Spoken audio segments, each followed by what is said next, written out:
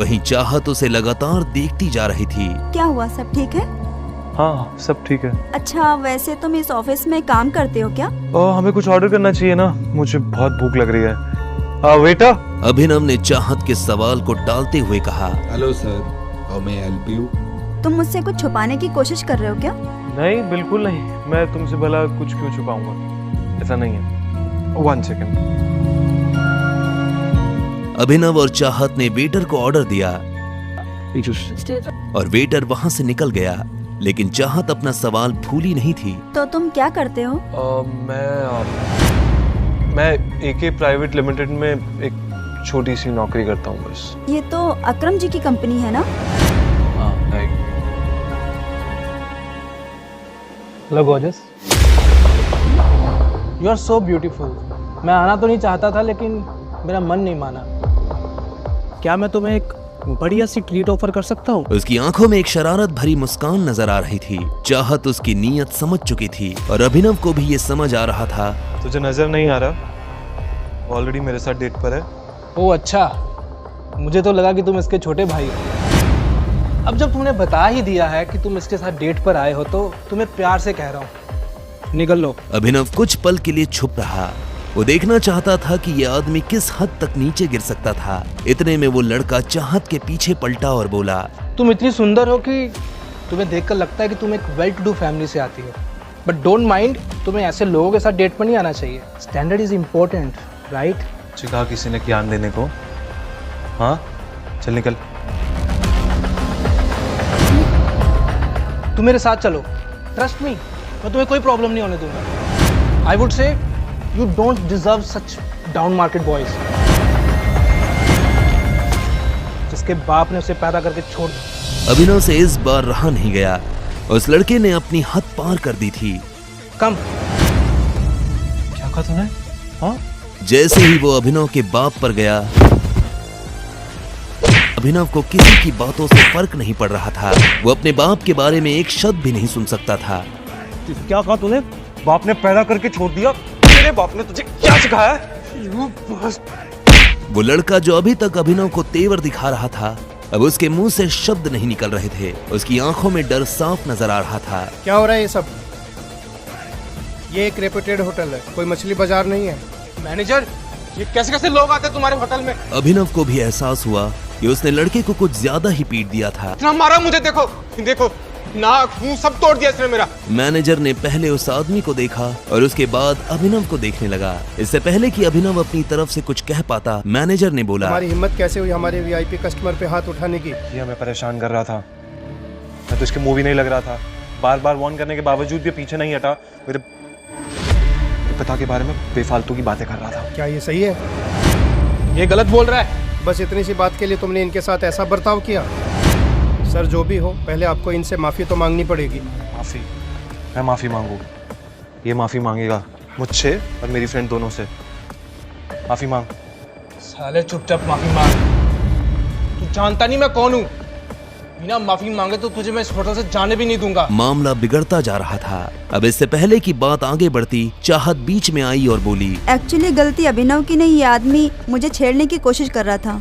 मैं और अभिनव तो यहाँ पर सिर्फ लंच करने आए थे। जो भी हो मैडम, पर इन्हें माफी मांगनी ही पड़ेगी। अभिनव समझ गया था कि मैनेजर इससे ऐसे क्यों बात कर रहा था। असल में वो अभिनव को उसके कपड़ों से जज कर रहा था। जब अभिनव को लगा कि उसके पास और कोई रास्ता नहीं है, तो उसने अपने जेब से अकरम का कार्ड निकाला और मैनेजर की तरफ बढ़ाते हुए बोला, आपको पता है कार्ड मुझे किसने दिया है? इस कार्ड पे लिखा नाम पढ़िए, आपको समझ में आ जाएगा कि फैसला क्या करना है। मैनेजर ने अभिनव से कार्ड लिया और उसे ध्यान से देखने लगा। जैसे ही उसने कार्ड पर लिखा नाम पढ़ा तो उसकी आंखें फटी की फटी रह गई। अगर अभिनव के पास अकरम का कार्ड था तो वो समझ गया था कि अभिनव अकरम का खास है। मुझे बात करने से पहले ना अपनी माँ के पास जाके सीख कि लड़कियों की इज्जत कैसे करते हैं। चल। अभिनव ने चाहत को अपने साथ लिया और वहां से निकल गया।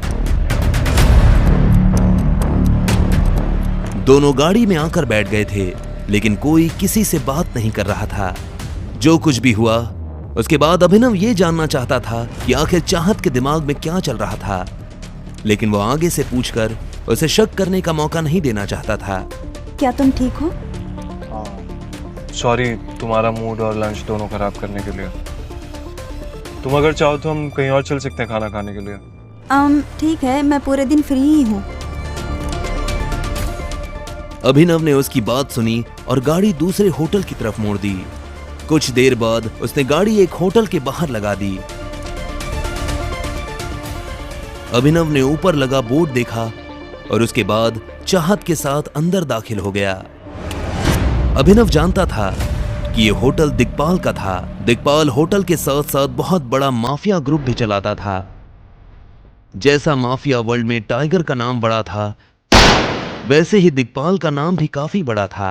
जितनी दौलत और धंधा टाइगर के पास थे, उतनी ही दिग्पाल के पास भी थे। कई मामलों में वो एक दूसरे के दुश्मन थे। अभिनव को ऐसा आभास हो रहा था कि शायद यहां उसके दिग्पाल से मुलाकात हो सकती है।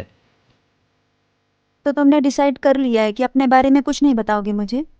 किस बारे में? असल में वो समझ गया था कि चाहत के मन में ये शक की सुई क्यों घूम रही थी। क्या यार, अब बता भी दो।